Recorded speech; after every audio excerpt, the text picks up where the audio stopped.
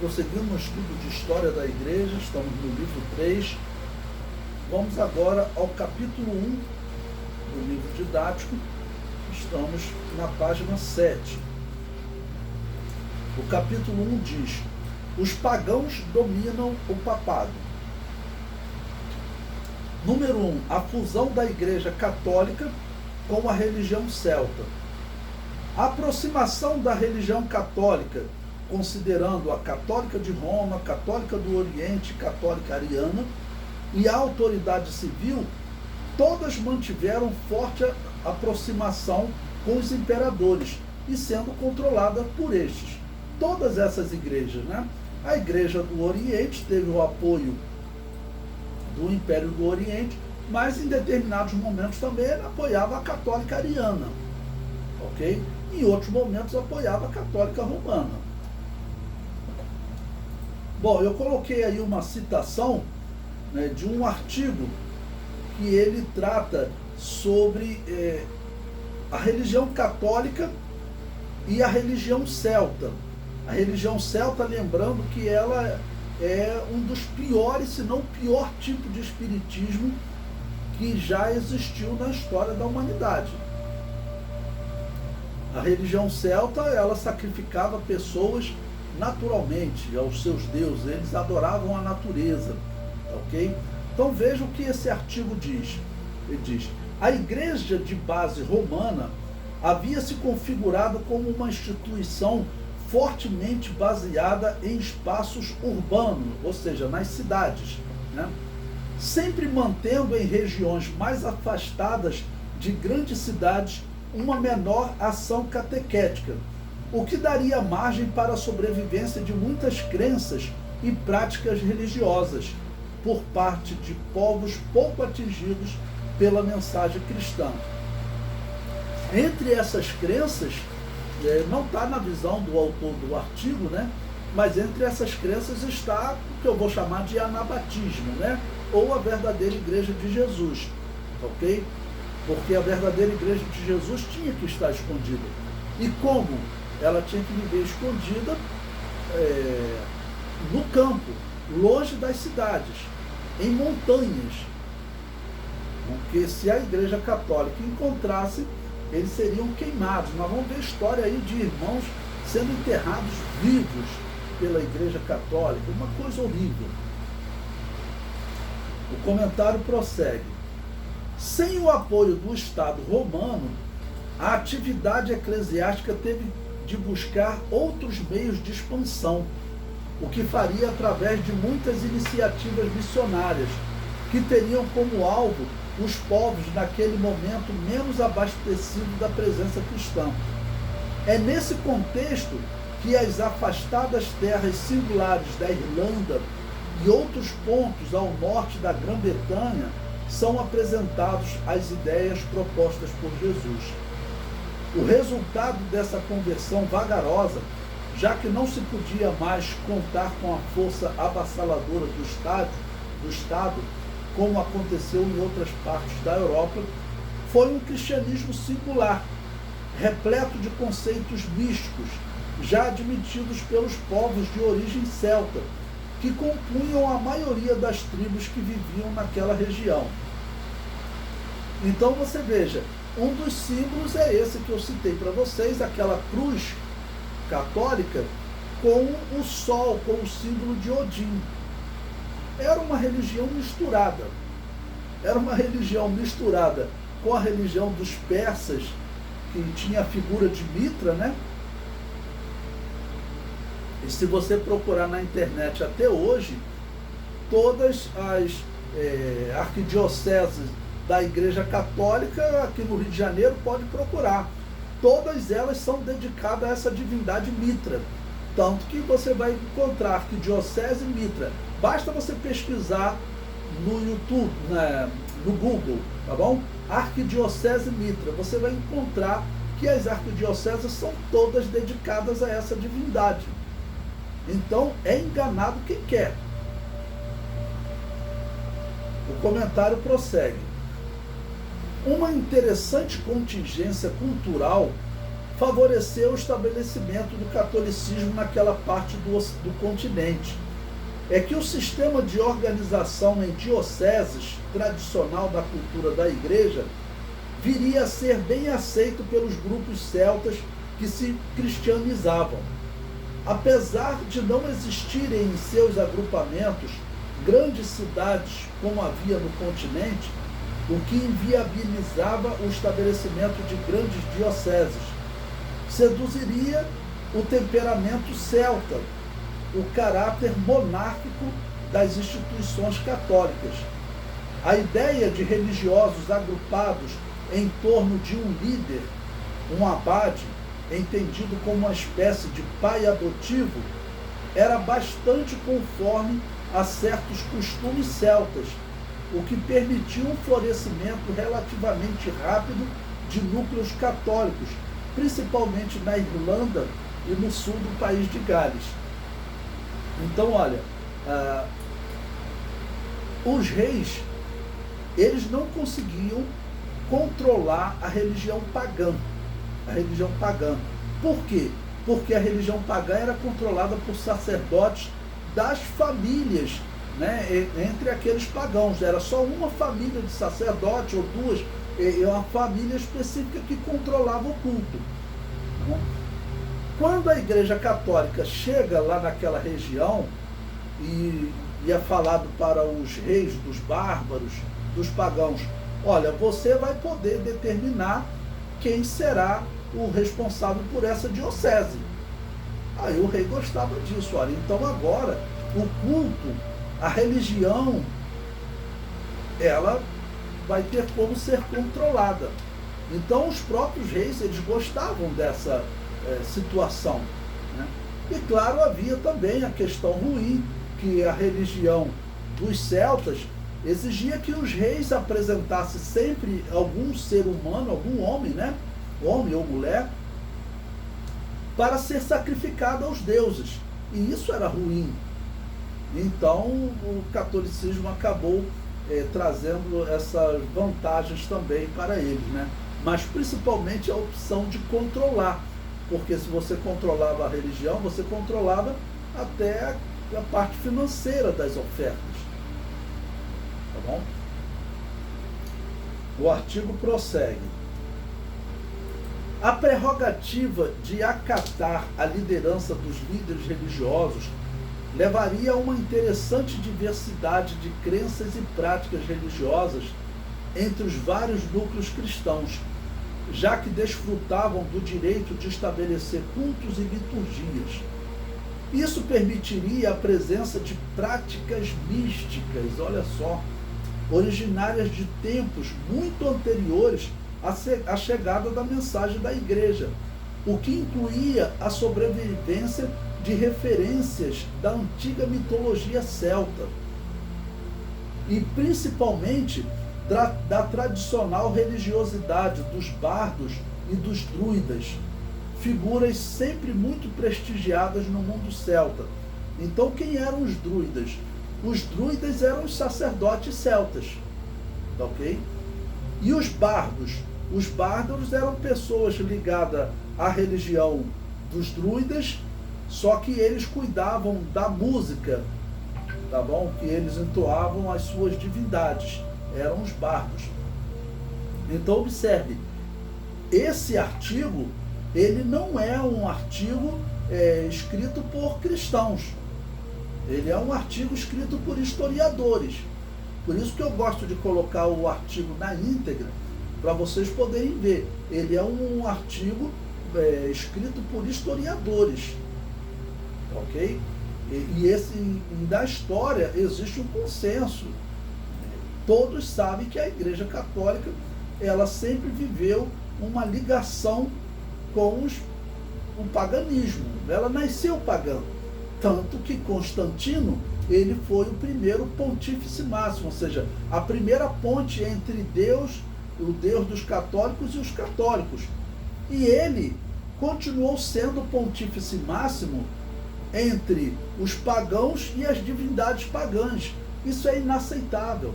O cristianismo, ele é exclusivista, ele segue apenas um Deus, essa compatibilidade com o paganismo é inaceitável. Então Constantino ele não organizou uma igreja cristã, tá bom? Ele organizou uma instituição pagã. O comentário prossegue. A religião celta cultuava a natureza, como faziam os cananeus, gregos, persas e romanos. Uma pausa aqui para poder sinalizar uma questão importante para vocês. Vocês observem que nos dias de hoje, a ecologia, ela utiliza muito dos símbolos celtas. Será que é coincidência? Não. A religião que nasceu lá em Babel, que é a religião celta dos gregos, romanos, dos cananeus, essa religião, ela cultuava a natureza, principalmente as estrelas. E a ecologia hoje, muitos dos ecologistas nem sabem, mas eles estão sendo usados por uma religião. E essa religião que presta culto à natureza. Observe que no dia 13 de novembro de 2022, do ano passado, né? No dia 13 de novembro, os ecologistas fizeram uma reunião no Egito. E eles fizeram questão de fazer uma reunião lá em cima no Monte Sinai. E se vocês pesquisarem na internet, vocês vão encontrar o propósito do culto que eles fizeram lá no Monte Sinai. O propósito era pedir perdão à natureza.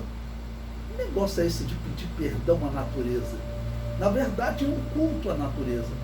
Na verdade é a religião celta. Na verdade é a religião de Baal. E claro, a Igreja Católica estava com seus representantes lá, porque a Igreja Católica é que está organizando essa união das religiões.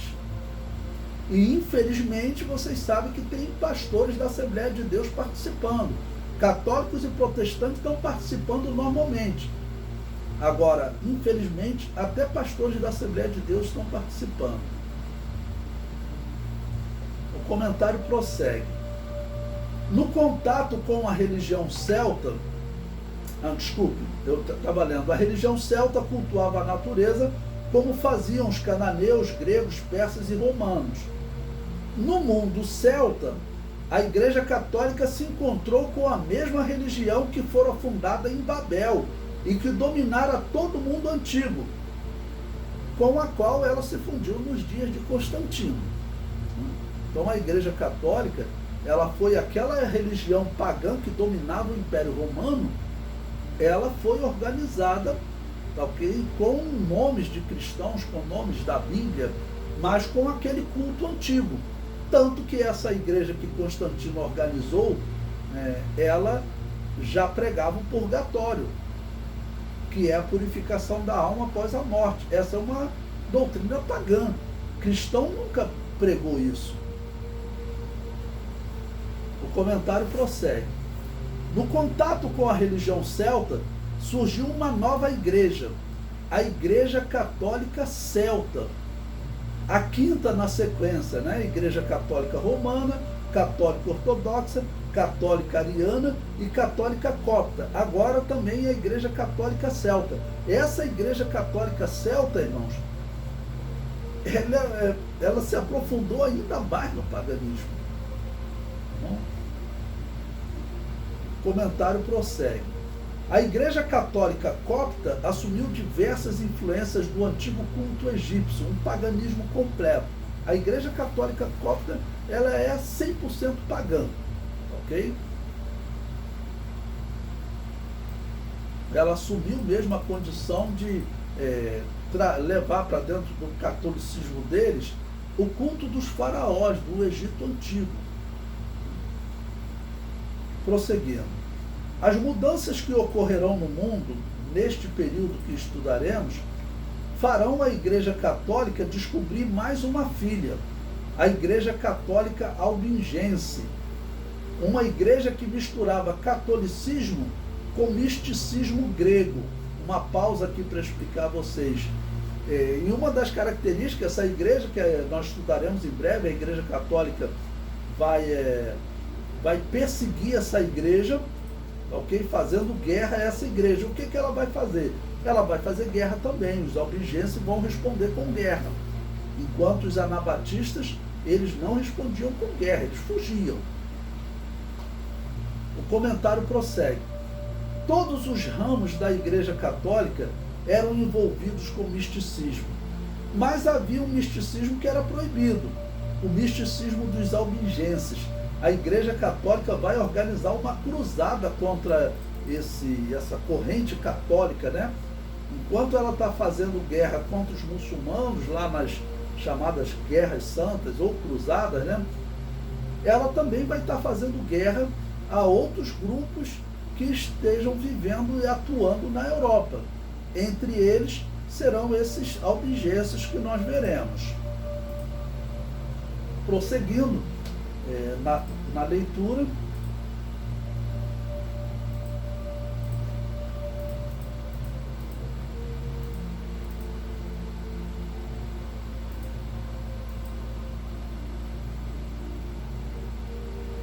estamos na página 9. Vamos agora ao item que diz: os imperadores do Sacro Império Romano Germânico possuíam controle sobre os arcebispos da cidade.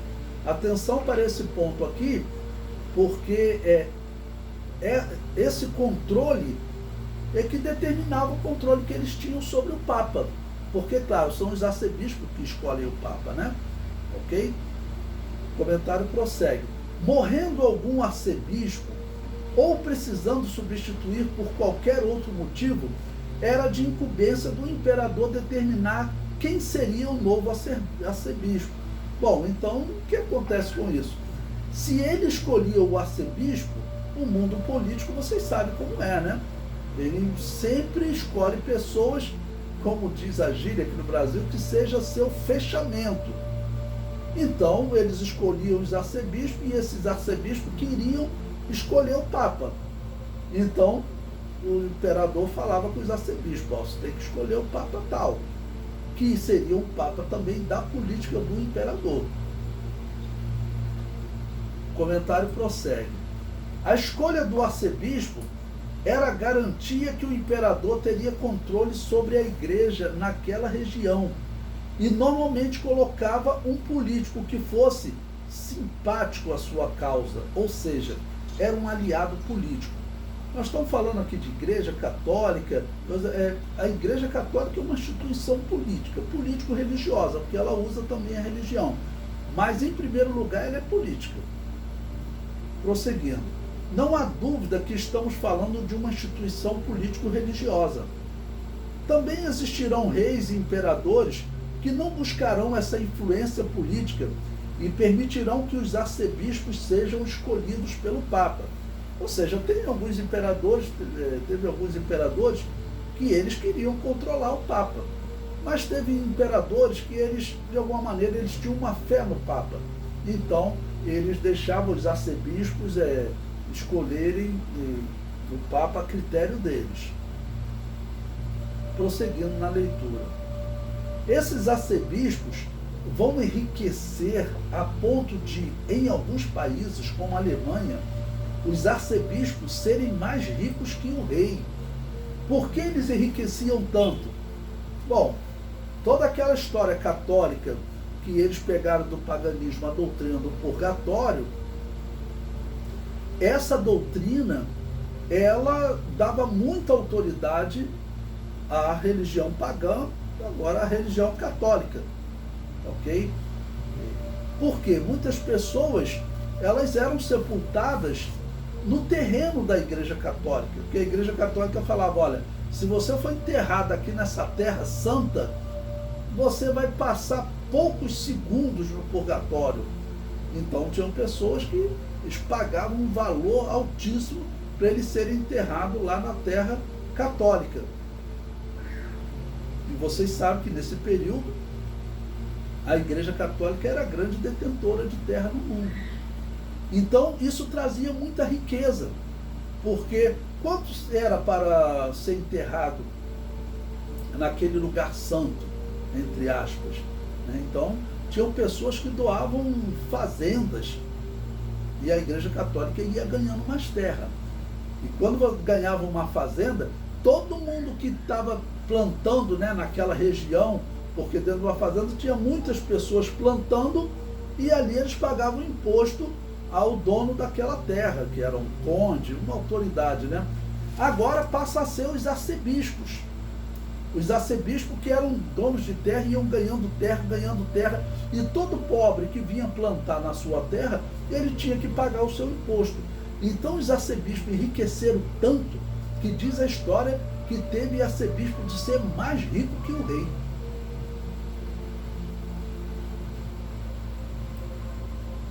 O comentário prossegue. Alguns imperadores chegaram mesmo a escolher o Papa. Esse controle sobre a Igreja Católica começa a mudar com a virada do ano 1000. A Europa esteve em alvoroço, pois havia um beato católico que, próximo do ano 960 da era cristã, portanto 40 anos antes do ano 1000, começou a pregar que o fim de todas as coisas aconteceria no ano 1000. Irmãos, inclusive, diz a história que ele fez campanha para conseguir esvaziar o purgatório. Eles falavam, olha, o mundo vai acabar. Então nós temos que conseguir esvaziar o purgatório agora. Senão essas pessoas não terão mais ninguém para tirá-los de lá. Ok? Então fizeram a campanha próximo do ano 1000, e aí todo mundo pensando que o fim chegaria, o que eles fizeram? Teve, no caso, proprietários de terra, que eles fizeram o seguinte, eles já doaram a terra dele para a Igreja Católica. Outro, vendo que estava perto de morrer, ele fez o quê? Isso começou a ser pregado no ano 960.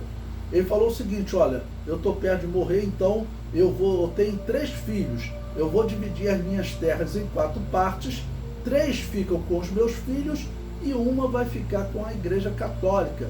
Por quê? Assim ele estava comprando o perdão dele e estava comprando o direito a ficar pouco tempo no purgatório. Aos nossos olhos hoje, isso é algo ridículo. Quem acreditaria numa coisa dessa? Mas os católicos acreditavam e acreditam.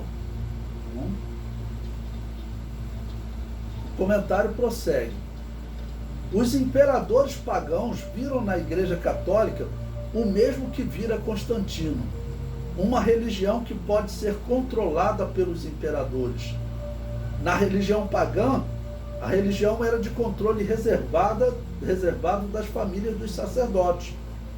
O período que ora estudamos marcará uma mudança de poder. Os imperadores perderão o controle sobre o papado graças ao Papa Gregório VII, que é conhecido entre os católicos como Gregório o Grande, devido a este ter conseguido mudar o peso da balança, né? Ficar mais a favor do Papa do que do rei. Como eu disse, teve um período que eles eram iguais, mas aí o Papa, ele subiu e os reis desceram.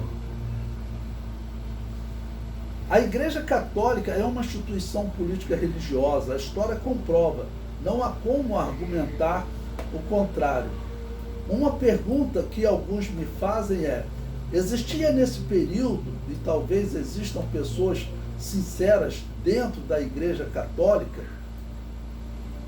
Eu acredito que sim, mas infelizmente estão enganadas, envolvidas em idolatria e culto aos mortos, logo não podem ser consideradas cristãs. Então, existem pessoas sinceras? Lá existe. Assim como existem pessoas sinceras no budismo, no islamismo, no hinduísmo, todos os ismos você vai encontrar pessoas sinceras. Mas, infelizmente, não basta ser sincero, seguir aquela divindade fielmente para ser salvo.